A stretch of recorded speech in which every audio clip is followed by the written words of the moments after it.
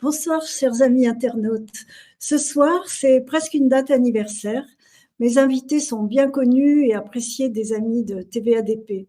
Alors, bonjour Christine Coton, biostatisticienne, et bonjour Anne-Marie Yim, docteur en chimie organique, pardon.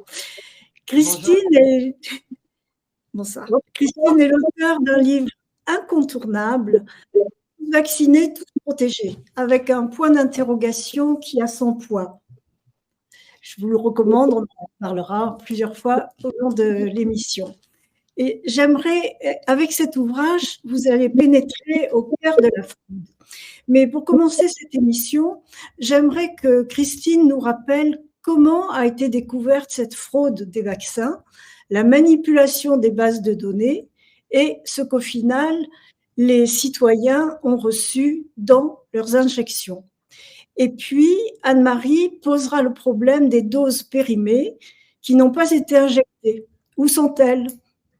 Nous pourrons ensuite évoquer le climat délétère qui, malheureusement, règne dans toute cette affaire. Alors, pour commencer, Christine, comment est née cette suspicion à l'égard du contenu des vaccins? Alors attention, quand on parle de fraude, moi, personnellement, au départ, je n'ai jamais parlé de fraude. Pourquoi? Parce qu'on pouvait avoir des explications aux choix qui ont été faits pour mener l'essai clinique. Donc, c'est au fur et à mesure qu'on cherche dans la base de données. Donc, moi, j'ai un petit peu levé le pied par rapport à ça. D'une, parce que j'ai beaucoup de travail. Et de deux, parce que dès l'instant où, au niveau méthodologique, l'essai ne tient pas la route, finalement, que la base de données, elle soit nickel ou qu'elle soit truffée d'erreurs, finalement, ça n'a plus vraiment d'importance dès l'instant où mes conclusions de janvier 2022 du rapport que j'ai écrit, rapport d'expertise sur l'essai clinique Pfizer en regard des bonnes pratiques cliniques, les conclusions, c'était il faut suspendre urgemment et il faut faire un audit de tous les centres participants à l'essai clinique et demander ce qu'on appelle l'audit trail, c'est-à-dire les enregistrements de toutes les données. L'audit trail en data management, donc en gestion des données des essais cliniques, c'est obligatoire. C'est l'enregistrement des noms, des identifiants de l'heure et des données qui sont saisies et des modifications et des raisons de modification. Donc, dès l'instant où on avait ça, on pouvait identifier éventuellement toute fraude qui aurait eu lieu dans la base de données. Et évidemment, ce fichier, que nous, dans ma société, qui était donc une CRO, qui était spécialisée en data management et statistiques, on générait quelquefois ce fichier qui est donc énorme, puisque ça enregistre toutes les données, toutes les heures de saisie, toutes les modifs, les raisons des dates de randomisation des patients, etc. Donc, c'est un fichier qui est énorme, où il faut des grosses machines pour faire tourner ça. Et donc, dès l'instant où on avait ça, on pouvait identifier toute fraude. Donc, c'est-à-dire que mes conclusions de janvier 2022 restent tout à fait valables. Alors, moi, mes conclusions, elles se basaient sur quoi? Sur la méthode de gérer les participants, qui était une violation déjà la déclaration de Helsinki, puisqu'on laisse des participants comme ça dans la nature en pleine pandémie, ce n'est pas du tout éthique. Ça se basait sur les résultats que j'avais regardés et qui prouvaient qu'on avait des biais dans les données, dans les résultats, sur la non-mesure de ces fameux anticorps après 2 mois après la dose 2 qui masquaient la chute, sur le temps de suivi des participants qui était extrêmement court puisque c'était maximum 3 mois avec 50% suivi moins de 2, sur des effets indésirables graves qui n'avaient pas été reportés. Bon, déjà, il y avait suffisamment à dire, on va dire, sans aller regarder dans la base de données. Et le choix des échantillons de personnes entre les vaccinés et les placebos. Oui, alors après qu'on on vaccinait les placebos, ça introduisait un biais supplémentaire parce qu'on supprimait le groupe contrôle et on ne pouvait donc pas évaluer la tolérance à moyen terme, on va dire. Donc, il y avait déjà énormément à dire par rapport à tout ce qu'on avait déjà au départ. Donc, c'est pour ça que depuis le début, on sait. On avait aussi ces fameuses données manquantes sur lesquelles j'insiste, puisqu'elles sont dès le premier plan de gestion des risques, où on nous disait qu'il n'y avait pas d'informations sur les femmes enceintes allaitantes, pas d'infos sur les immunodéprimés, pas d'infos sur les patients avec comorbidité. Bon, bref, on ne savait pas grand-chose.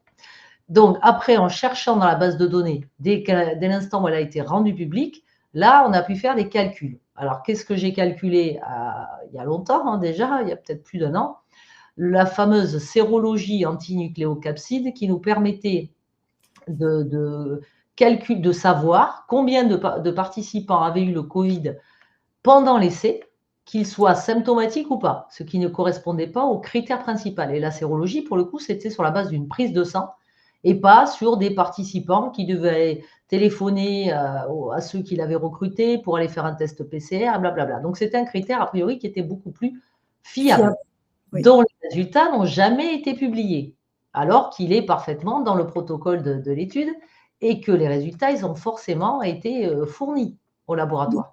Ils ne figurent pas dans les rapports qui sont présentés à l'FDA ni à l'EMA. Et là-dedans, on pouvait calculer quoi? Eh bien, qu'on avait ce qu'on appelle la séroconversion, donc des gens qui forcément n'avaient pas le Covid à l'entrée de l'essai clinique. Et là, on calculait une efficacité qui était plus proche de 55% que de 95%. Donc, on voyait bien que de toute façon, ce critère choisi ne tenait pas la route en termes d'efficacité et que ce truc n'était pas du tout efficace. Et ensuite, on a eu tout un tas de choses concernant des données manquantes, enfin des patients qui disparaissent. Donc ça, c'est une histoire de... là, c'est plus moi qui travaille là-dessus. On est plusieurs dans le monde. Et il y a une petite équipe assez réduite en qui j'ai confiance, parce que tous les autres, finalement, qu'est-ce qu'ils font? Ils blablatent sur des choses, les 3/4 du temps, ils ne vont pas mettre leur nez dans la base de données, ils parlent de ce qu'ils ne connaissent pas, alors que je sais que ça fait des mois et des mois qu'ils sont dedans et qu'ils cherchent. Donc, on avait dans ce fameux centre argentin qui avait sélectionné le plus de patients dans l'essai, 5896, et entre deux documents, on avait un nombre de patients randomisés qui n'était pas le même. Alors, randomisé, ça veut dire dans les statistiques. Un traitement attribué. C'est dans les résultats, dans les documents rendus publics. Donc ça met la suspicion. On avait des numéros de participants manquants. Et ça, c'est impossible parce qu'au fur et à mesure qu'on crée des participants dans un logiciel, dans ce qu'on appelle un ICRF, un cahier de patient électronique, dès qu'on crée un patient, le numéro, il s'incrémente automatiquement. Il ne peut pas y avoir des numéros manquants. Donc, s'il y en a, c'est complètement bizarre. Et puis, qu'est-ce qui est sorti ensuite? C'était que finalement, le produit utilisé en vie réelle n'était pas celui de l'essai clinique, puisque dans le protocole même, on avait 250 participants qui devaient recevoir un procédé de fabrication numéro 2. Et ce procédé, il devait être comparé au procédé 1 sur un échantillon de 250 patients. On devait comparer l'immunogénicité, donc le taux d'anticorps, et la tolérance. Ces résultats, on ne les a jamais vus, et ça ne prévoyait pas de tester l'efficacité sur ce nouveau procédé. Et ce nouveau procédé, c'est quoi? C'est celui qu'a reçu donc la population en vie réelle. Et ça, personne n'a été... Pardon Christine, si je comprends bien, donc il y a eu un changement au niveau de la composition du vaccin, de l'injection, et sans que personne ne soit jamais averti. Et qui a décidé de ce changement? Je pense que c'est le laboratoire, puisqu'ils se sont aperçus vers octobre 2020 qu'ils ne pourraient pas produire des millions de doses avec ce procédé de fabrication de l'essai clinique. Donc, ils ont changé de procédé. Et qui a éliminé les patients qui manquent dans la base de données? Alors là, c'est toute la question. Donc, j'en reviens à mon expertise, à la conclusion. On veut voir l'audit trail de l'essai clinique. C'est-à-dire pourquoi les données ont été modifiées, par qui, quand, comment, et surtout, oui, par qui. Donc, évidemment que plus on trouve des choses comme ça un peu bizarres, et plus on se dit, bon, ça commence à... Moi, au départ, c'est un essai qui n'est pas réglementaire, et puis finalement, ça commence, on va dire, à sentir la fraude de plus en plus. C'est évident. Donc, et dernier point, alors là que je vais peut-être laisser Anne-Marie en parler, parce que c'est l'une des premières à avoir parlé de ceci, c'est que sur les informations de bourse pour la bourse de New York, si on regarde l'information Moderna, ils avaient écrit noir sur blanc que la FDA considérait que l'ARN messager, c'était une thérapie génique. Donc, en gros, ça veut dire que donc non seulement les personnes n'ont pas reçu, quand ils ont eu le Pfizer, le produit de l'essai clinique, mais en plus, ils ont reçu une thérapie génique qui n'a pas été classée en tant que thérapie génique, soi-disant parce que ce n'était pas censé modifier l'ADN. Or, c'est pour ça que je vais laisser la parole à Anne-Marie, puisque là, je ne suis plus trop dans ma partie. Oui, puisque finalement, il s'est avéré que par un phénomène de transcription inverse, c'est bien de l'ADN qui, au final, pénètre dans les cellules. C'est ça, Anne-Marie? Christine, j'ai pas eu le temps de dire bonsoir Christine, ça avait enchaîné tout de suite. Alors, je voulais ça me fait vraiment plaisir de faire l'émission avec Christine, avec Jackie. Voilà, et je voulais la remercier de m'avoir invitée sur cette émission pour m'exprimer. Donc, sur plusieurs points, parce que nous, on se connaît depuis longtemps avec Christine, hein, depuis le début de la Covid. On discute régulièrement ensemble, et on échange régulièrement ensemble notre point de vue. Et on se discute régulièrement ensemble.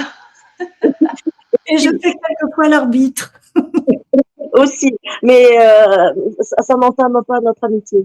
Donc, d'abord, je tiens à la féliciter pour son remarquable travail sur son livre et sur le fait qu'elle a pris, ça a été la première à dénoncer la base de données verse. En fait, je me suis intéressée à elle parce que j'avais vu qu'elle avait analysé la base de données verse et on avait écrit un article ensemble qu'il faut d'ailleurs toujours qu'on publie et qui est très bien en fait. Et il faut qu'on le sorte cet article parce que ça donne la photo à un moment donné de tous les effets secondaires qui avaient pu être remontés par tranchage sur les femmes enceintes, sur les myocardites chez les personnes âgées, etc., etc. Bon, alors ça, le chapitre est fermé. Donc moi, j'étais intervenue le 12 janvier 2022, comme tout le monde le sait, à la Chambre des députés au Luxembourg, et on avait débattu avec professeur Perron sur une pétition, entre autres, et sur une pétition qui portait le titre de Stop à la vaccination avec des thérapies géniques, avec des ARN messagers à nos enfants. C'était le titre. Et d'emblée, on a été attaqué. La première question, donc les députés nous ont tout de suite attaqué là-dessus. Et donc, on m'a demandé, pouvez-vous définir qu'est-ce qu'un vaccin? Pouvez-vous définir qu'est-ce que c'est une thérapie génique? Donc, ils ont été de nous coincer en disant, l'argument principal avancé, c'était, ce n'est pas une thérapie génique puisqu'on l'administre pas à des malades, mais à des personnes saines, donc par des inoculations. On parle d'inoculation. Donc ça, c'était déjà un des arguments qui avait été avancé par les députés. Il y avait, je rappelle, Madame Lehnert, la ministre de l'ex-ministre de la Santé du Luxembourg, puisque je rappelle qu'il y a eu des élections le 8 octobre au Luxembourg et que Madame Lehnert, qui n'est plus Premier ministre, elle se voyait Première ministre et Xavier Bettel n'est plus Premier ministre. Donc Xavier Bettel n'est plus Premier ministre et Madame Lehnert n'est plus ministre de la Santé. Voilà, je tiens à le dire parce que j'ai fait l'objet d'une calomnie, d'une politique où on m'a traité d'antisémite, etc. Donc je tiens à dire que voilà, c'est quand même assez satisfaisant que finalement nous ayons été entendus et c'est une victoire pour la résistance. Je le communique ici parce que c'est quand même une victoire pour la résistance que la coalition Gambia, c'est-à-dire DPLSAP, a perdu. Voilà. Voilà, je referme le chapitre. Tout le mérite t'en revient, Anne-Marie, parce que tu t'es beaucoup dépensée. Il n'y a pas que moi, je vais pas me tirer la couverture. Il y a beaucoup de gens qui se sont investis au Luxembourg. Il y a eu Francis, il y a eu Domenico, il y a eu Thérèse, il y a eu, on est allé voir Christine d'ailleurs, elle les connaît. Il y a eu Aurélien, il y a eu Peter Freitag, il y a eu plein de monde. Il y a eu les membres de l'ADR, il y a eu Jean Rousse, il y a eu Dr Rox, il y a eu Zeligman, il y a eu Amar, il y a eu Christophe-Édouard Dupin. Il y a eu un paquet, sans parler parlé des associations luxembourgeoises avec Freijeven, Expressis Verbis, plein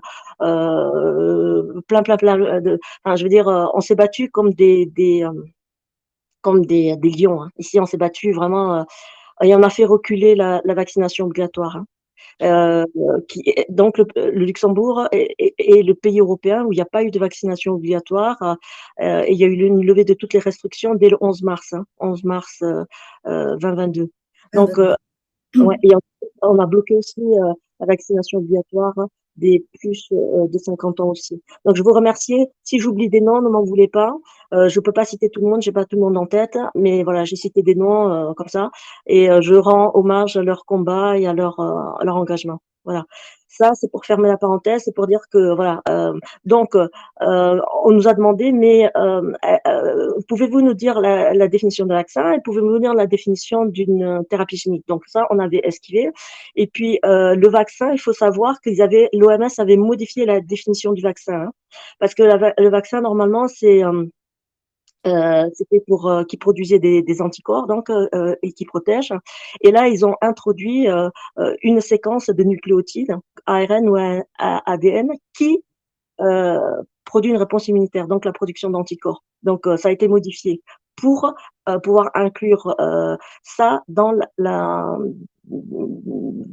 en fait, en tant que vaccin. Et alors que ce n'est pas un vaccin, eh ben, parce que justement la définition originale du vaccin, c'était qui stimule la réponse immunitaire adaptative, la réponse humorale.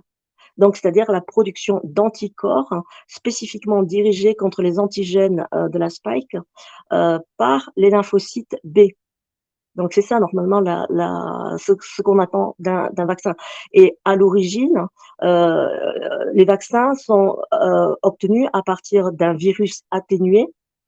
Et on prend le virus et on le tue soit avec du formaldéhyde, soit avec des UV, de l'ultraviolet, et ensuite, ou on prend des petits morceaux, et en général, on prend des morceaux qui sont pas nocifs. Par exemple, les nucléocapsides. Et ça a été beaucoup reproché.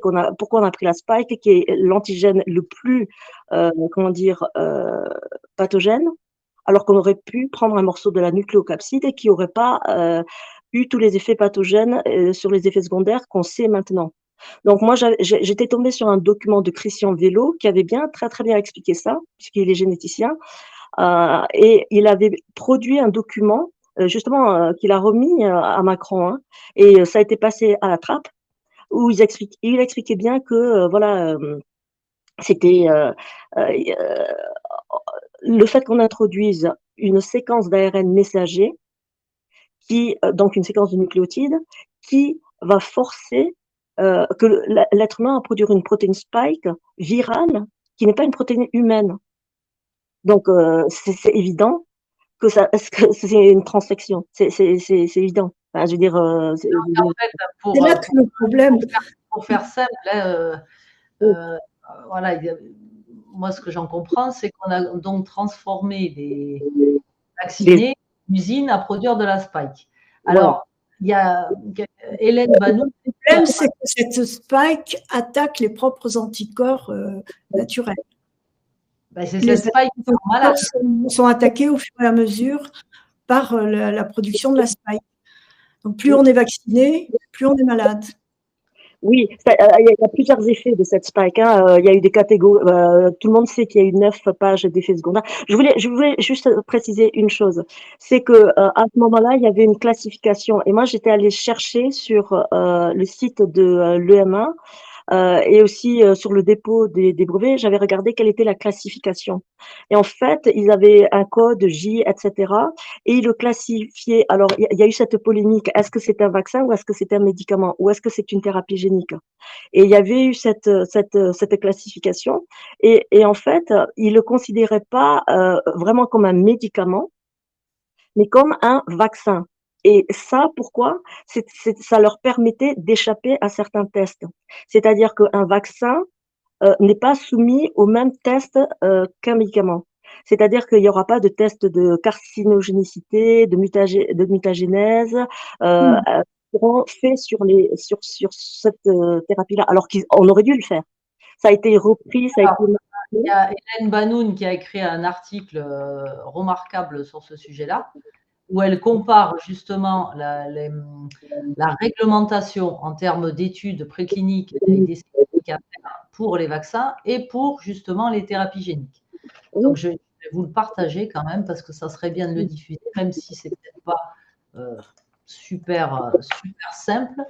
Donc, tu vas nous là, commenter.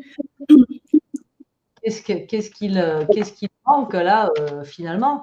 C'est que pour une thérapie génique, il aurait fallu faire des études pour la persistance justement de cet ARN messager, de ces nanoparticules qui contiennent, qui permettent la diffusion de cette spike. Enfin, il aurait fallu regarder le passage de l'ARN messager dans le lait maternel, à travers le placenta des mères. Le ça, c'est le docteur Malone qui dit ça. On retrouve. Alors, je ne sais pas, je n'écoute pas Malone. Par contre, voilà, ça c'est un papier d'Hélène Banoun qui a été publié, pour le coup, reviewed et tout ça, et qui est vraiment très bien expliqué. Il aurait fallu regarder la toxicité embryonnaire, etc. Donc, et l'élimination, évidemment, l'excrétion dans l'environnement, dans le liquide séminal, enfin partout. Et donc, tout ça, évidemment, ça n'a pas été fait puisque ça a été passé en vaccin. Voilà. Et en santé à la population, ce qui est quand même assez scandaleux. Voilà. Ils ont modifié la définition du vaccin pour que ça rentre dans la définition du vaccin. Et puis après, ils ont dit c'est pas un médicament, c'est pas une thérapie génique, donc ils ont triché sur le plan juridique et sur le plan des tests aussi. Donc pour pouvoir échapper à tout ça. Donc ça, et le fait que ça produise, les gens ne le savent pas, mais le fait que ça produise on devient des humains génétiquement modifiés, de la même façon qu'on a des organismes génétiquement modifiés. Parce que là, on a vu que l'ARN messager rentre dans la cellule, mais on sait aussi qu'il y a une rétrotranscription de l'ARN messager en ADN et que cet ADN est capable de rentrer au niveau des chromosomes et même de s'insérer au niveau du gène de la schizophrénie. Ça est montré aussi. Donc on arrive, parce qu'il y a, oui, donc, comment dire, on devient des humains génétiquement modifiés puisqu'on produit une protéine qui n'est pas humaine, qui est virale. Et il faut savoir que quand c'est breveté, ça veut dire que c'est comme Monsanto. Monsanto détient tous les brevets sur les semences. Et donc ici, Pfizer ou Moderna détient le brevet sur la spike que vous produisez. Donc quelque part, vous appartenez à Pfizer. Oui. Oui. Est-ce que c'est démontré ça? On a les documents là sur ce qui prouvent ça? Parce que en fait, c'est pas une polémique qui remonte à maintenant. L'histoire des ARN messagers et tout ça, ça relève du droit des brevets. Et donc, ça fait déjà une polémique. Il y a eu des documents. Et d'ailleurs, c'est ça qui a provoqué la mort d'un juge de la Cour suprême. Il y avait sous Obama, il y avait un juge qui a été retrouvé assassiné. Et justement, et c'est parce que il est mort. Il a été mort, retrouvé étouffé dans un ranch avec un coussin. Et on se demandait, mais tiens, pourquoi il est mort? Et en fait, il s'était opposé justement déjà au brevetage du vivant, parce que vous savez, on n'a pas le droit de breveter le vivant. Et puis, le fait que sur les thérapies géniques, Monsanto et etc. réclamaient le droit sur la propriété de tous les germes de toutes les semences, de tous les germes qu'ils avaient modifiés. Parce que vous savez qu'ils ont stérilisé. Vous savez que Monsanto a fait des modifications génétiques pour donner des OGM et qui donnaient des semences aux agriculteurs et qui étaient stériles, c'est-à-dire qu'ils pouvaient utiliser qu'une fois et qui pouvaient pas. Normalement, on le réutilise. Les graines sont récupérées, sont replantées par les agriculteurs. Et là, ils avaient modifié tout. C'est tout le drame de l'agriculture actuelle. Oui, mais maintenant, le même drame se rejoue avec l'être humain. Mais les gens n'ont pas conscience. En fait, on n'en parle pas. On n'aborde pas le domaine, mais en réalité, d'emblée, parce qu'il y a des lois qui ont été passées, notamment sur l'ARN messager et les thérapies géniques, Il y a Mais sauf que pour les graines, tu peux plus les replanter, tu es obligé d'avoir de nouvelles graines fabriquées chaque année. Mais pour l'être humain, l'ADN va être transmis de génération en génération et ce qui a été injecté, c'est définitif pour toutes les générations suivantes. Il n'y a pas de marche possible. Moi, j'ai quand même une remarque, c'est qu'on parle beaucoup de ces vaccins ARN messagers, mais en ce qui concerne les vaccins Covid, ils sont quand même tous toxiques. Puisque là, j'ai jeté un petit œil sur Dravigilance, donc la base de données de pharmacovigilance européenne. Si on regarde AstraZeneca, moi, à ce jour, j'ai plus de 550 000 cas. Donc, pour le Pfizer, le premier vaccin Pfizer qui était sur la souche de Wuhan, il y en avait à peu près 1,2 million. Par contre, il y a eu beaucoup moins d'AstraZeneca administrés. Ça veut dire que si on faisait un ratio du nombre de cas déclarés par rapport au nombre de personnes qui l'ont reçu, l'AstraZeneca, finalement, il en a plus que le Pfizer. Il n'est pas ARN messager. Oui. Donc bon, alors moi je veux pas, voilà, je veux pas les vaccins ARN messagers, oui, d'accord, mais enfin les autres, c'est quand même. Mais maintenant, ils vont tous être ARN messagers. Non, mais AstraZeneca, c'était un vaccin à ADN et le vecteur était un adénovirus. En fait, pourquoi il a été tout de suite interdit? Parce qu'il y avait 100 microgrammes. Les autres, ils avaient 30 microgrammes, c'est-à-dire 3 fois la dose. Moderna, 100 microgrammes. Moderna, c'est 100 microgrammes. Oui, par rapport au Pfizer. Mais du coup, pourquoi il avait été retiré? Parce que l'adénovirus permettait d'injecter l'ADN directement dans le noyau. Et là, ils ont dit, attends, oui, là, ils disaient, mais l'ARN messager reste dans le cytoplasme, mais ne va pas dans le noyau. Mais là, avec la technologie AstraZeneca, l'ADN était directement injecté dans le noyau grâce à l'adénovirus. Et c'est pour ça qu'ils ont dit AstraZeneca. Et puis, dès qu'il y a eu toute une vague d'effets thrombotiques très, très, très importants, qui ont fait que ça a dû être arrêté, notamment par le Danemark. C'est les Danois qui les premiers avaient retiré ça, parce que ils avaient vu des gens, des officiels là qui tombaient directement pendant qu'ils étaient en train de communiquer pratiquement. Et donc ça a été tout de suite retiré. Et normalement, officiellement, alors c'est ça qu'il faut aller creuser là-dessus, parce que normalement, ils n'ont jamais passé la phase 3. Donc, normalement, Johnson & Johnson et AstraZeneca n'ont jamais passé la phase 3. Pourtant, ils ont continué à garder les stocks et à les injecter. Et donc, là, il y a un problème aussi. Non. Si, bien sûr, il y a des essais de phase. Alors, l'AstraZeneca, c'était très particulier parce que quand ils ont fait l'analyse, ils ont fourni les résultats, ils ont fait un pool. C'est-à-dire qu'ils ont pris des résultats de plusieurs études, ils ont mélangé tout ça pour sortir le résultat. Alors, fameux, je ne sais plus combien ils avaient, 67% d'efficacité ou je ne sais quoi. Et le Janssen, par contre, c'était l'un des essais qui était presque le mieux fait, dans le sens où leur critère principal, c'était pas Covid léger ou modéré confirmé par test PCR, c'était déjà Covid sévère. Donc, il était beaucoup plus intelligent que les critères de Moderna et de Pfizer. Donc, ça, c'est des légendes urbaines qui ne sont pas passées à la phase 3. Non, mais au Luxembourg, par exemple, ils ont plus injecté de l'AstraZeneca et ils ont remplacé ça par du Pfizer, du Moderna. Au début, il y avait 4 vaccins, là, les Pfizer, Moderna, AstraZeneca et Johnson. À partir du scandale là, des thromboses et de l'AstraZeneca, parce que ça injectait directement dans l'ADN, ils avaient retiré. Donc, par exemple, au Luxembourg, ils avaient plus vacciné qu'avec du Pfizer et du Moderna, essentiellement, je dis. Et moi, je me souviens très bien qu'il y avait des communications par la presse en disant que AstraZeneca et Johnson devaient être retirés de la phase 3. Ça, c'est sûr. Après, il faut vérifier s'ils ont fait des tests supplémentaires, s'ils ont forcé ou corrompu des officiels de la FDA ou de l'EMA pour pouvoir passer la phase 3 et quand même continuer les injections. Mais en théorie, ils ont fait les phases qu'il fallait. Donc, à part AstraZeneca, c'est des phases. Disons que leurs résultats proviennent de plusieurs essais cliniques, pas d'un seul, qui est foncièrement pas super embêtant. Mais évidemment qu'ils ont fait les phases 3. Voilà. Et pour revenir à la définition, il fallait, je m'en suis sortie en disant c'est un vaccin génique parce que voilà, donc la terminologie qui avait été acceptée par la Chambre des députés et qui avait été acceptée par Madame la ministre plus Monsieur Claude Schmitt, le directeur du LNS, le Laboratoire national de santé, qui a été en charge du déploiement et la mise en place de la vaccination au Luxembourg.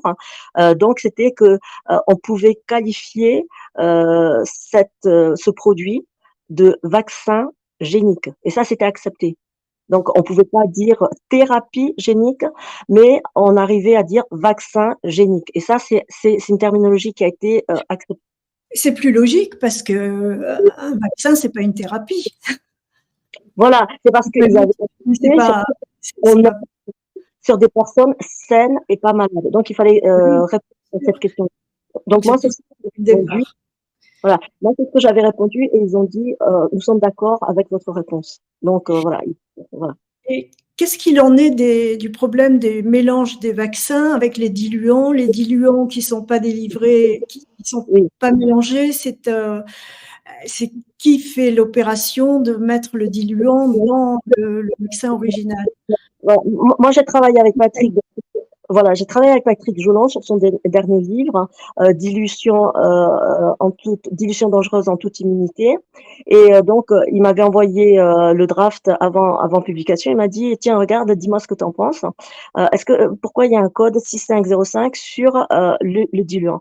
Et alors, il comprenait pas parce que le diluant, normalement, c'est du NaCl à 0,9%. Donc, une solution saline, un sérum physiologique, comme on dit, isotonique à pH 7.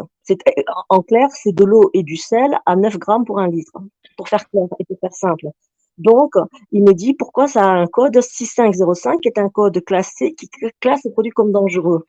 Et pourquoi la société McKesson, qui était en Caroline du Sud, produit, qui a des contrats de 1 milliard avec la CDC, on a regardé avec Surya Arbi, donc j'ai continué à regarder et j'ai dit mais pourquoi cette société fabrique ces diluants-là? Et alors je suis aussi regardée dans le contrat sud-africain de Pfizer qui a été divulgué là.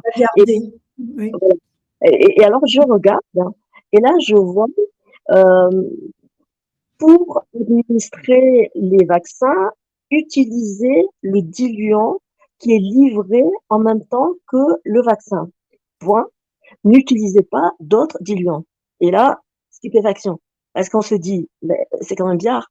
Parce que les vaccinodromes ou les hôpitaux ou les médecins qui injectent, ils ont plein de doses de NaCl, c'est pas un problème. Donc, pourquoi préciser qu'il faut utiliser le diluant, celui-là spécifiquement qui est livré. Alors, c'est bizarre, parce que NaCl, bon, bah, c'est partout la même chose. Donc, c'est qu'il y a autre chose dans ce diluant que du NaCl. Voilà. Donc, il y a autre chose et autre chose qui fait que ça soit classé avec un code 6505 et qui est utilisé par l'OTAN aussi. Donc, l'OTAN a mis un code sur, donc c'est les militaires. Les militaires utilisent le diluant. Pourquoi ils utilisent le diluant? Alors, c'est quoi ce diluant? Qu'est-ce que ça donne au point de vue statistique? Là, tu as des études là-dessus, des données sur le mélange diluant et les produits. Et alors, le diluant, pour moi, c'est clair. Pour moi, c'est clair. Ce diluant-là permet. Alors, mon hypothèse, c'est que ce diluant-là contient d'autres ingrédients, notamment pour moi, c'est de l'oxyde de graphène, parce qu'il y a des documents qu'il a pas montré et dont il n'a pas parlé, Patrick, mais il a trouvé que l'oxyde de graphène était conjugué avec du Zika, le virus Zika, qui provoque qui empêche chez les femmes enceintes le développement du cerveau du fœtus. Donc, les bébés naissent avec des micro-cerveaux, voilà. Et je fais une précision quand même. Hein. Moi, je n'admets pas. Voilà.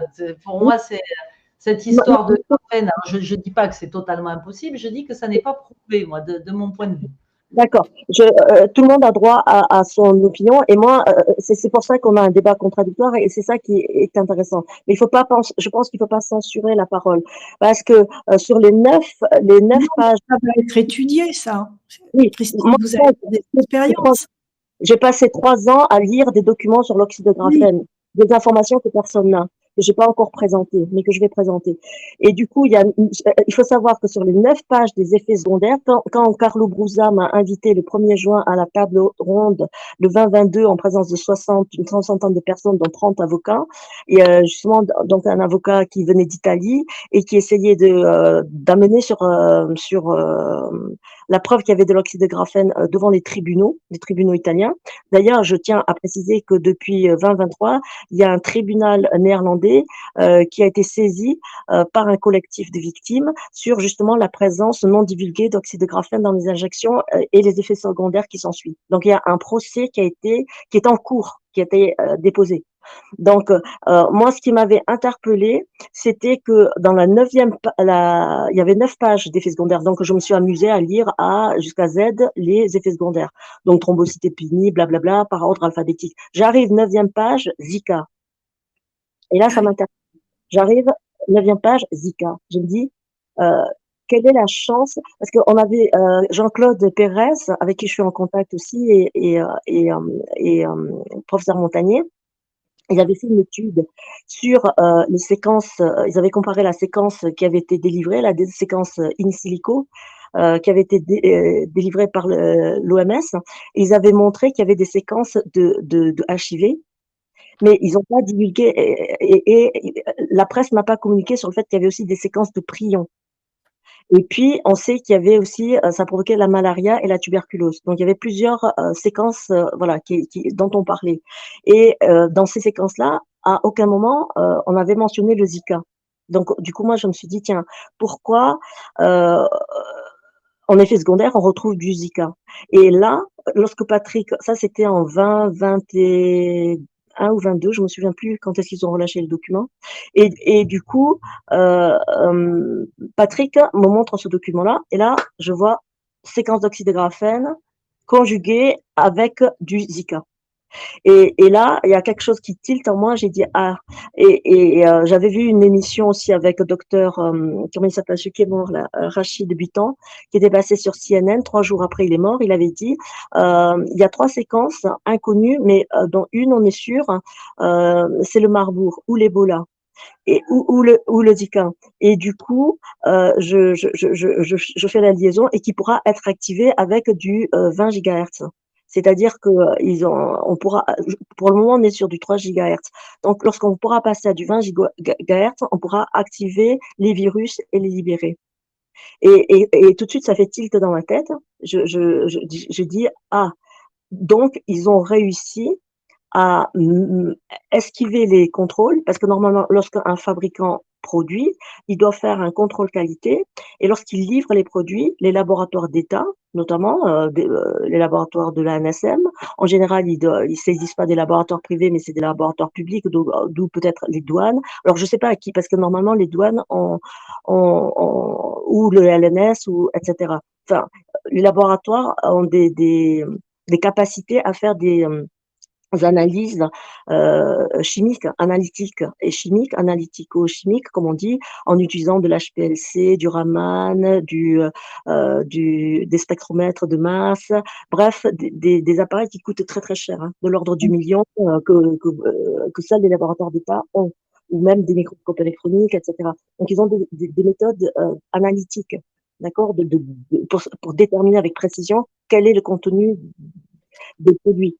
Et du coup, moi, ça m'a complètement interpellée, et je me suis dit, ça y est, j'ai compris. Ils ont mis l'oxyde de graphène et et le reste, hein, le reste, parce qu'on a vu de l'ADN, on a vu du SV40, mais bon, on a vu dans les diluants, c'est ça? dans les diluants. Comme ça, parce que normalement, les diluants ne sont pas contrôlés, et il n'y a pas d'AMM sur les diluants. Mais du coup, Alors, juste pour préciser, en fait, Oui, c'est-à-dire qu'il y a un certain nombre de chercheurs indépendants, évidemment, qui essaient d'analyser ces fameux flacons. bien sûr. Récemment, cette contamination, la SV40, enfin, est-ce que c'est pas vraiment une contamination? C'est un des composants du produit, finalement. C'est de… ne devrait pas être là. Enfin, en fait, ça ne devrait pas être là. C'est-à-dire que Voilà. quelqu'un… Donc, ça serait, enfin, ça pourrait jouer un rôle justement dans l'activation de cancer, enfin, de Oui, absolument. Absolument. provoquer des cancers. Dans l'immédiat et puis dans le futur, Mais avec la 5G, la 6G, le SV40, ça n'a pas été confirmé par les autorités. Après, je crois que le SV40, ils n'ont pas nié l'existence, mais ils n'ont pas non plus confirmé. Oui, parce que les documents officiels qui nous disent ça contient du SV40. Ah non, mais de toute… Il n'y a pas de documents officiels, évidemment, qui nous disent il y a des diluants à base d'oxyde de graphène. C'est pour ça que je dis ça n'est pas prouvé. Non, mais à part du moment… Alors, il y avait une différence dans les bulletins entre le contrat qui était livré et puis les RCP. Le contenu n'était pas le même. Ben oui, je voudrais préciser quelque chose, hein. Il y a une réglementation qui était passée, notamment pour Monsanto, parce qu'il y avait le problème du glyphosate. Et donc, il y a des réglementations qui sont passées en disant ils ne sont plus obligés de lister la totalité des ingrédients. Donc, on peut lister que quelques ingrédients et plus la totalité. Donc ça, il y a une législation qui est passée qui explique que tous les ingrédients ne sont pas listés. Ça, c'est une première chose. Et la deuxième… Ça fait longtemps que ça existe, ça.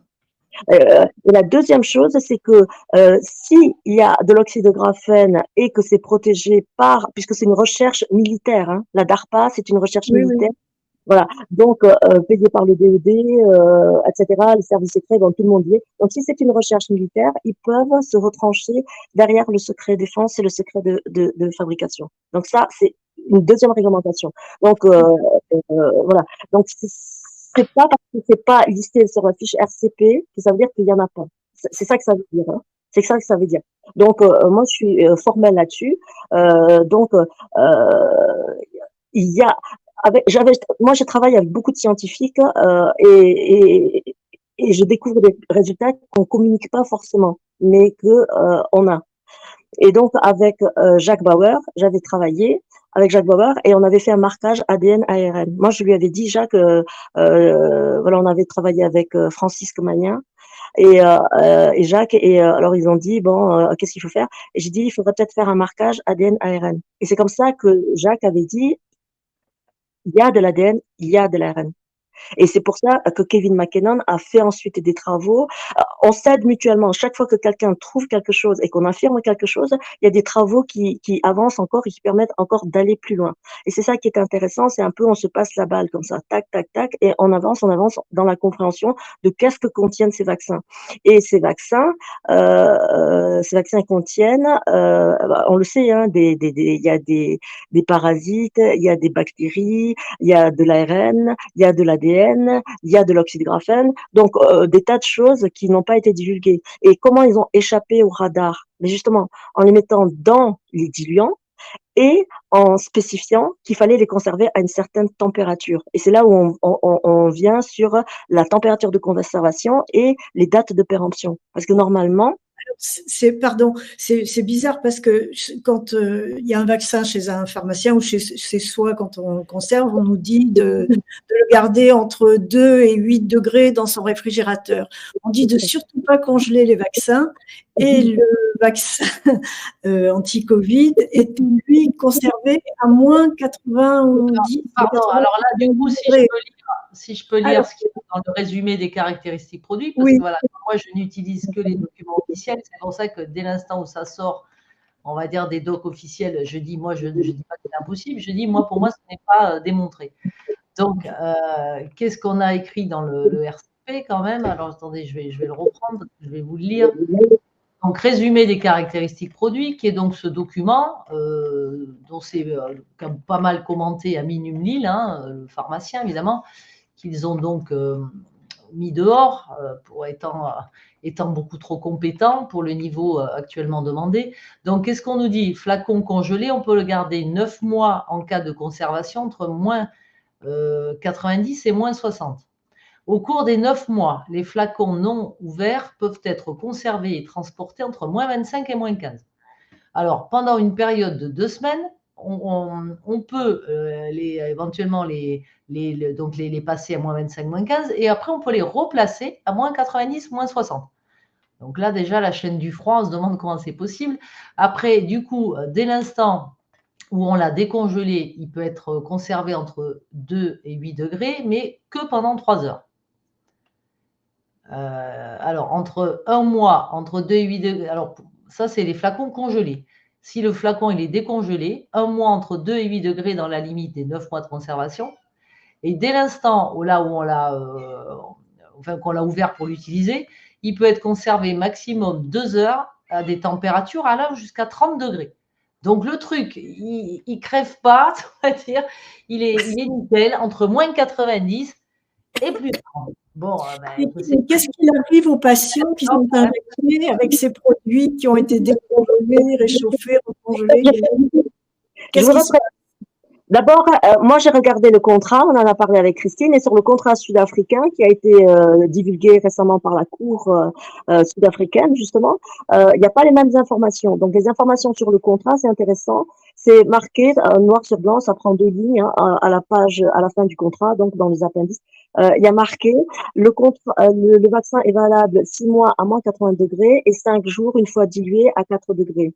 Et alors, pourquoi on parle de ça? Parce qu'il y a il y a 1 ou 2 semaines, le Luxembourg a communiqué par son ex-ministre de la Santé, Madame Lehnert, qu'ils ont dû détruire plus de 700 000 doses de vaccins, tout confondu, et ils prévoyaient d'en détruire plus de 300 000, 314 000. Détruire comment? Comment on détruit le vaccin? Et alors là, et ça a quand même coûté une blinde, excusez-moi le vocabulaire un peu familier. Pognon de dingue. Un pognon de dingue, comme dirait notre cher président, qui veut nous emmerder. Donc, ça a coûté 16, plus 8 ou quelque chose de millions, bon, presque 17, hein, grosso modo. Donc, ça a coûté énormément d'argent, jeté par la fenêtre, puisque personne au Luxembourg n'a voulu de la 4e dose. La majorité des gens se sont arrêtés à 3 doses et après 4e dose, c'est pas passé. Alors qu'ils ont fait une campagne agressive de vaccinez-vous pour vous protéger, blablabla, le vaccin sûr n'a pas d'effet Et secondaire. alors, qu'est-ce qu'ils en font, ces vaccins?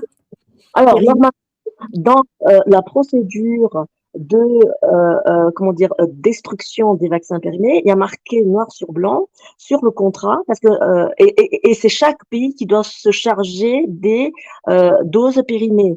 Il y a marqué ça doit être détruit par incinération ou par broyage. Alors normalement les aiguilles sont récupérées, les seringues sont récupérées, on les retourne dans des boîtes, etc. C'est comme dans tous les cabinets médicaux. Voilà. Et les flacons, normalement, sont récupérés pour être incinérés ou broyés avec, ils doivent être dilués, lavés avec une solution de chlore pour évidemment parce que c'est hautement infectieux. Ça peut être contaminant. Et donc, après, ils doivent être soit broyés, soit incinérés, soit, ils appellent ça une procédure de, ils coulent dans du béton et ils l'enterrent. Ça s'appelle bon, je me rappelle plus le mot, ça va me revenir. Donc il y a en fait 3 procédures. Il y a 3 procédures. Le problème, il est où? Le problème, c'est que il y a une avocate qui m'a téléphoné de Belgique en disant, tu sais Anne-Marie, j'ai discuté avec une médecin généraliste. Elle m'a dit qu'elle a dilué parce que chaque flacon, vous savez, permet d'injecter 5 ou 6 personnes avec au début 5 et maintenant 6. Et voilà. Et une fois que c'est dilué, ils peuvent normalement théoriquement le garder 5 jours à 4 degrés.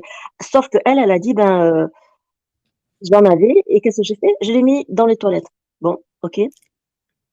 Alors ceci pose un problème parce que oui, est-ce qu'il y a eu que des rejets dans les toilettes, dans les éviers, ou est-ce qu'ils ont jeté dans un conteneur spécial qui devait être récupéré ensuite? Ça, on parle des vaccins qui ont été dilués et ouverts, parce qu'il est évident que les vaccins non ouverts, ils ont été retournés par les pharmaciens normalement au gouvernement, puisque le gouvernement avait envoyé aux pharmaciens, et les pharmaciens normalement, lorsque c'est périmé, ils retournent au l'envoyeur. voilà. Et normalement, il y a une société spéciale qui doit traiter. Alors, en chimie, on ne peut pas jeter tout dans l'évier comme ça. Donc, on récupère, par exemple, les solvants dans l'acétone, etc., les solutions, etc. Donc, on a des bidons de divers produits qui sont récupérés régulièrement et traités parce que ce sont considérés comme des déchets médicaux ou des déchets pharmaceutiques. Le problème, il est où? C'est qu'au Luxembourg, il n'y a qu'un grand incinérateur. Et ils avaient spécifié que même les cartons d'emballage ne devaient pas être brûlés dans les incinérateurs où il y aurait des produits normaux, comestibles, enfin voilà, qui sont pas à caractère ni médical ni à caractère pharmaceutique. Donc, comme les contrats, ils ont été biffés et que personne n'avait connaissance de ces contrats-là, et comme, sauf Madame von der Leyen et Bourla, et puisque même son équipe qui devait négocier le contrat n'avait pas vu le contrat et que tous les contrats étaient biffés, parce qu'on retrouve ces mêmes consignes, je l'ai vérifié, dans le contrat de la Commission européenne avec Mais la effectivement, dans ces contrats, pardon Anne-Marie, qui étaient gardés, on a réussi à les lire maintenant. Et la conclusion du contrat, que ce soit pour l'Afrique du Sud ou pour je ne sais plus quel pays, voit que le vaccin est inefficace. Il est vendu très cher et inefficace. C'est marqué dans le contrat. et ça protégeait pas des formes secondaires et la transmission Voilà, avait. ça ne pas. C'est marqué.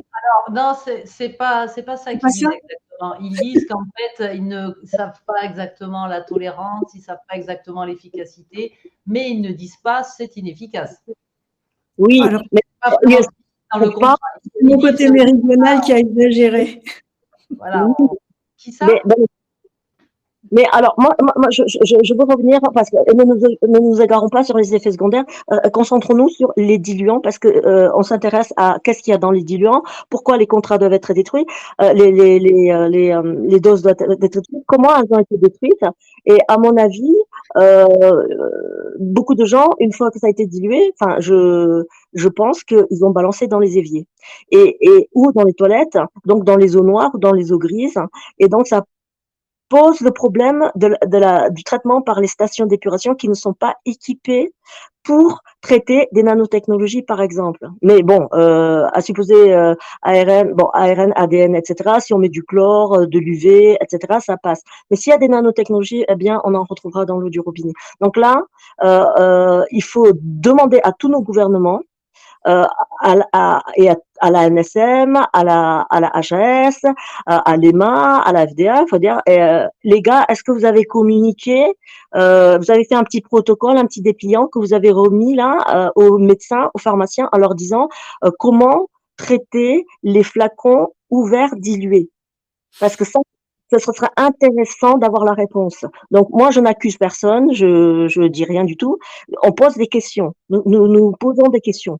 Donc, j'ai écrit à Monsieur Fred Kuip, le président de l'ADER, en disant question parlementaire, comment les doses de vaccins périmés ont été détruites, parce que le contrat spécifiait incinération ou broyage, voilà. Et à propos de la conservation à moins 80 degrés pendant 6 mois. Attends, moi j'ai juste une mention là. Si on cherche dans le résumé des caractéristiques produits, le mot destruction, je ne l'ai pas. C'est ce que je suis en train de regarder. Donc, a priori, il n'y avait aucune mention de la destruction dans les caractéristiques produits. Et oui, et oui. Les gens ne pouvaient pas être. C'est obligatoire ou pas? Christine, c'est obligatoire d'avoir cette notice de le mode de destruction des vaccins? Je ne sais, franchement, je ne sais pas. Je ne peux pas dire oui ou non, je ne sais pas. Par contre, il devait y avoir un circuit comme on leur livrait, on livrait aux pharmacies via des camions réfrigérés, etc. Il devait y avoir un circuit certainement pour rendre les vaccins qui n'étaient pas utilisés. Donc après, qu'est-ce qu'ils en faisaient? Est-ce qu'il y avait bien un circuit pour reprendre les vaccins? C'est à peu près sûr. Hein. Alors.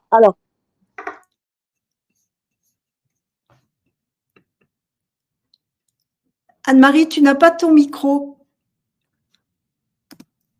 Oui. On se souvient tous de l'incident du Japon qui avait reçu des millions, 41 millions de doses de Moderna fabriquées en Espagne et qui sont arrivées et donc pas, c'était impossible de les maintenir dans la carboglace hein, parce que c'est pas possible. On peut maintenir un flacon de 1 millilitre dans un sachet de carboglace qui fait voilà 20 centimètres avec du polystyrène, il y a de la carboglace. C'est comme ça qu'on reçoit nos produits quand on les commande.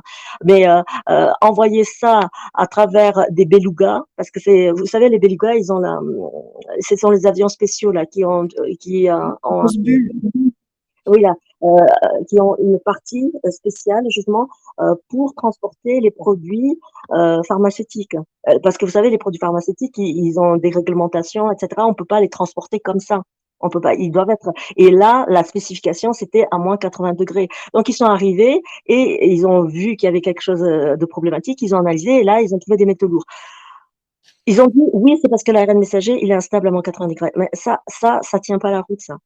Parce que nous, quand on fait des expériences de cellules, une fois qu'on veut bloquer la division cellulaire, on met ça, les cellules et tout ça, dans des Eppendorf, on les met dans de l'azote liquide, moins 196, et après, voilà.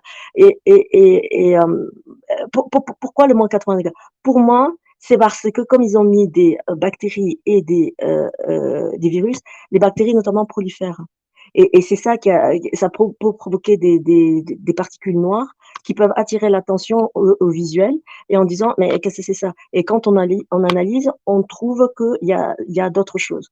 Et c'est pour ça que d'ailleurs le premier ministre japonais a été assassiné parce qu'il voulait pas vacciner justement avec les vaccins et qu'ils ont renvoyé les 40 les millions de doses à nous. Donc ceci et autre chose, moins 80 degrés.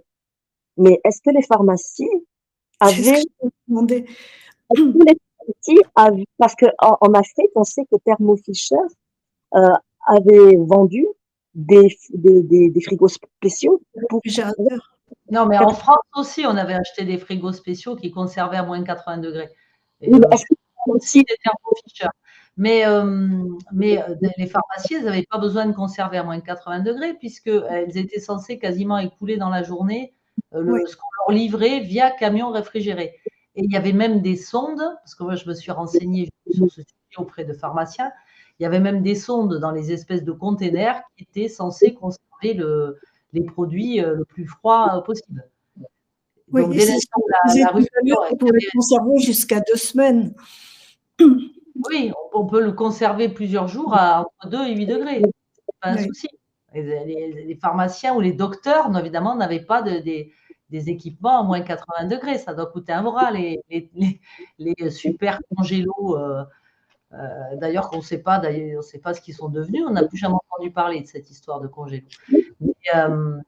Donc, non, eux, ils n'avaient pas. Alors après, est-ce qu'ils récupéraient? Parce que moi, j'ai tout ça justement pour écrire mon livre. Je voulais savoir comment le circuit, comment ils avaient fait ça, comment ça pouvait tenir la route à ce niveau-là. Et j'avais eu pas mal de discussions avec des gens qui avaient été concernés par le problème. Et donc, ils ont attesté que dans des centres de vaccination, il y avait bien des camions qui livraient le matin et qui venaient rechercher a priori le soir. Donc, il faudrait demander des témoignages sur ce sujet pour voir les personnes qui ont travaillé dans ces centres de vaccination ou même dans des pharmacies ou chez des médecins, comment ils ont géré le retour. Puisque le retour, si ce n'est pas utilisé dans la journée, est-ce qu'ils le rendaient dans la journée? Est-ce qu'ils pouvaient le garder une semaine? Au bout d'une semaine, qu'est-ce qu'ils en faisaient? Et justement, est-ce que ça repartait à la destruction? Puisque là, on dit que dans le RCP, ils nous disent que les vaccins non utilisés doivent être détruits. Hein. Alors, où est-ce que j'ai vu cette phrase-là? Une fois décongelé, le vaccin ne peut pas être recongelé. Donc, OK. Donc, ils nous disent bien. Il peut être transporté. Donc, avant utilisation, il peut être un maximum de 2 heures à des températures de jusqu'à 30 degrés. Mais après, qu'est-ce qu'on en fait? Forcément, on les détruise puisqu'on ne peut plus les administrer. Oui. Est-ce qu'il y a des gens qui ont été injectés avec ces vaccins périmés? Il y a l'OMS qui a émis des protocoles pour détruire les. Je t'ai envoyé les documents, Christine. Je les ai envoyés aussi à Jackie. Donc, il y a des documents qui donnent des protocoles de destruction des vaccins, auto-enclavation, ça s'appelle. La troisième protocole, c'est auto-enclavation. Donc, il y a des documents qui sont normalement émis pour un vaccin normal. Un vaccin normal. Mais le vaccin ARN messager, on l'a vu, c'est un vaccin génique et on sait qu'il y a d'autres choses. Donc, comment ça a été traité, ce serait intéressant de le savoir. Et autre question qu'il faudrait poser, c'est est-ce que beaucoup de médecins ont jeté dans les éviers et dans les toilettes? Voilà. Parce que s'il y en a, ça a été remonté par la Belgique, ça veut dire que il y en a d'autres. Bah, ils vont pas se dénoncer, hein, et on cherche pas à savoir qui a fait quoi, mais par rapport à une question sanitaire, question sanitaire. Une enquête anonyme. Oui, bah, Bien disent ce qu'on a fait de ces doses. Quoi. Ben oui, comment vous les avez détruits? Comment vous avez détruit? Comment vous avez conservé déjà? Conservé? Et ça pose problème parce que cette conservation à moins 80 degrés qui avait été spécifiée après, ils ont dit qu'il fallait absolument conserver à moins 80 et après ils en ont plus parlé. Donc qu'est-ce que ça cache? Qu'est-ce que ça cache? Et il faut des réponses au niveau du Parlement, des réponses au niveau des agences de sécurité, des réponses au niveau de la chaîne de distribution, au niveau des pharmaciens, au niveau des médecins, et que tout le monde ait conscience que c'est problématique pour tout le monde là. Je veux dire, voilà. Si le vaccin contient des nanotechnologies, donc du 10-9, qui a été balancé dans l'évier, ça veut dire que les stations d'épuration ne sont pas équipées pour les traiter, ça veut dire qu'on va les retrouver forcément dans l'eau du robinet. C'est ça que ça veut dire. Donc il faut vraiment ils nous disent que ça n'en contient pas. Hein. Ils nous disent que ça, officiellement, ça n'en contient pas. Ah oui, mais qui disent, moi je me base. Si ça en contient vraiment, on sera tous vaccinés à notre insu. Bah, c'est ça que au bout de 3 ans, Jacques l'avait confirmé, mais pas que lui. J'ai beaucoup de gens qui m'ont appelé, qui se sont achetés des microscopes, hein, et qui ont regardé leur propre sang et qui m'ont téléphoné en disant voilà, moi ma femme est vaccinée, mes enfants, moi je suis pas vaccinée, mes enfants non plus. Et je regarde le sang de ma femme, il y a des nanorubans d'oxyde de graphène extrêmement longs. J'ai les images et moi voilà mon sang, j'en ai aussi alors que je ne suis pas vaccinée. Le fameux effet shading, c'est ça? Bah, alors le fameux effet shading, oui, il intervient, mais c'est ce qu'on disait, Jacques, il est allé prélever de la neige sur des montagnes en hélicoptère. Et il va confirmer. Il n'a pas encore divulgué les résultats là. Mais voilà, il y a des gens qui ont retrouvé des particules aimantées au niveau des sommets de montagne. Donc, ça pose problème. Et il y a aussi des gens qui ont recueilli de l'eau de pluie et qui ont vu des particules magnétiques. Voilà. Il y a les chemtrails, il y a aussi le problème de la chitinisation et de l'oxyde de graphène mis dans les farines animales avec la loi qu'ils ont passée. On en parlera une autre fois peut-être, Anne-Marie, parce qu'on arrive en fin d'émission, on a un petit peu dépassé le temps et on voulait, toutes les deux, vous avez été et vous êtes encore cible d'attaques difficiles à gérer et à vivre. Et est-ce que vous avez quelque chose à dire sur ce climat délétère qui existe en ce moment, aussi bien alors moi, j'ai quelque chose à dire parce que bon, évidemment, il y a le harcèlement des trolls, mais bon, ça, depuis près de 2 ans, j'ai l'habitude. Mais par contre, ce qui est vraiment étonnant, c'est que finalement, on a des gens de notre propre camp, entre guillemets, qu'on croyait de notre propre camp, qui font courir des bruits. Voilà. Donc là, dernièrement, j'ai appris que la personne qui m'a proposé de racheter les droits de propriété de mon travail, il doit y avoir quoi 8 mois peut-être, ou 9 mois, fait courir comme bruit, en fait, qui m'a proposé donc de racheter ses droits de propriété parce que je suis une instable et que visiblement, je ne suis pas capable d'en parler moi-même. Donc, ça me fait beaucoup rire parce que moi qui suis, bon, sans tomber, on va dire, dans l'astrologie de base, mais enfin, moi qui suis particulièrement stable puisque j'ai jamais changé de métier depuis 95, que j'ai géré une boîte pendant 22 ans. Enfin, on voit bien que je suis, comme me disent certains qui me suivent, d'une pugnacité à toute épreuve, c'est-à-dire que je ne lâche jamais l'objectif de vue parce que c'est mon caractère. Donc, aller trouver comme explication qu'il voulait me racheter les droits de propriété parce que je suis une instable, ça me fait doucement rire. Donc, évidemment, j'ai tous les SMS de ce monsieur.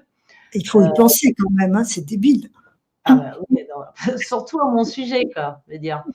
Donc, c'est débile que ça, parce que le Luxembourg vient de voter une loi de psychiatrisation des lanceurs d'alerte. C'est-à-dire que sur base d'une ordonnance d'un médecin et d'un juge, ils peuvent interner n'importe qui, à savoir, comme ils l'ont fait pour professeur Furtillon. Donc, si on commence à t'insulter en disant que tu es instable, mon père disait ça, c'est quand on veut piquer un chien, on dit qu'il a la rage. Oui, mais bon, je veux dire, ils peuvent dire ce qu'ils veulent. Moi, je n'ai pas d'expertise psychiatrique, comme quoi je suis une instable et ils vont avoir quand même beaucoup de mal à en faire une. Donc, bon, voilà. Donc, finalement, non seulement on est harcelé, ma conclusion, c'était que non seulement on est harcelé par des gens qui sont complètement dégénérés, qui ont été choisis pour leur pure médiocrité, pour faire ce sale boulot de passer leur temps à critiquer, à observer, à dénigrer des gens qu'ils ne connaissent pas.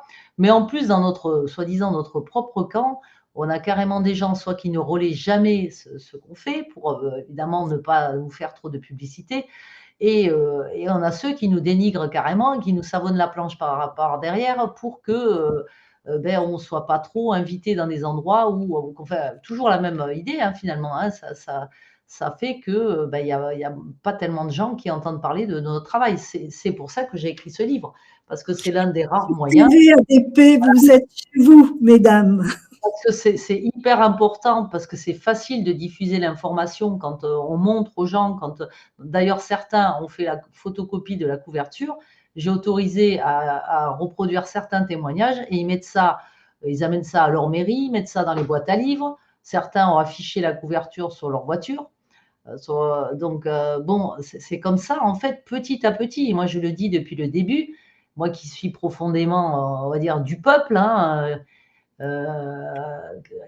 et c'est le nombre qui fera qu'on informera la population. C'est pas de passer à la télé, c'est pas même de faire pression sur les politiques, parce que finalement ils sont tellement peu à se préoccuper de ces sujets, tous les autres ils en ont strictement rien à faire, ils doivent s'occuper de leur réélection, de leur salaire, ou de je ne sais quoi.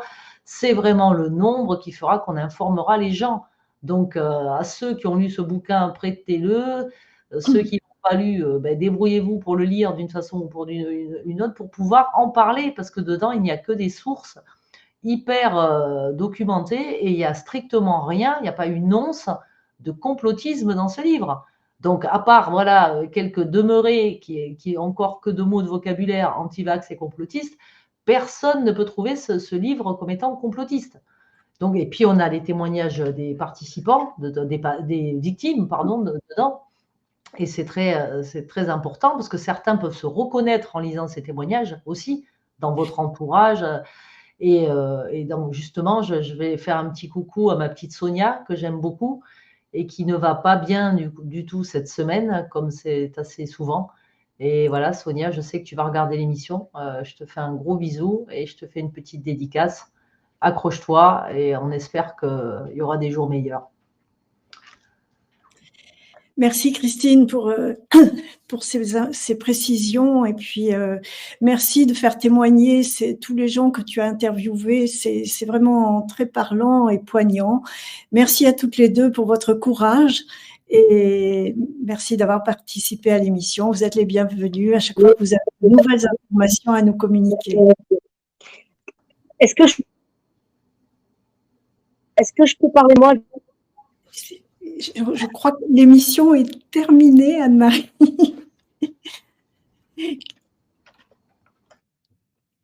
On fera une émission, on en fera une émission, Jackie, parce que tu m'avais proposé de faire une émission. J'avais Voilà. refusé que Civitas. On invitera Christine. Mais je tiens à préciser que j'ai fait l'objet d'un lynchage en règle. Oui, nous en reparlerons. Merci infiniment à toutes les deux. Merci à vous, chers internautes, de nous avoir suivis et à bientôt.